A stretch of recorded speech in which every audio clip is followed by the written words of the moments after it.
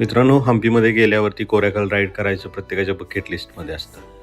एवढं काय आहे, हम्पीच्या 4थ्या भागात आपलं स्वागत आहे.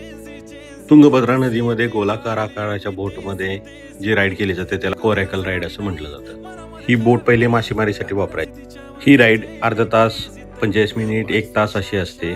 1 तासाचे प्रत्येकी 1000 रुपये घेतात. लहान मुलांचे सुद्धा 1000 रुपयेच घेतात. 1 तासाच्या राईडमध्ये ते एका ठिकाणी थांबवून आपल्याला ही वेगवेगळी मंदिरं दाखवतात, ठिकाण दाखवतात. 1 तासाच्या राईडमध्ये हे मिळतं. अर्ध्या तासाच्या राईडमध्ये फक्त बोट पाण्यातून जाते आणि लांबून ही ठिकाणं दाखवली जातात. हा एक थ्रिलर पॉईंट आहे की ज्याच्यामध्ये बोट एकदम दगडाच्या खाली नेतात. एकदम कमी जागेतून दगडाच्या खालून जाते.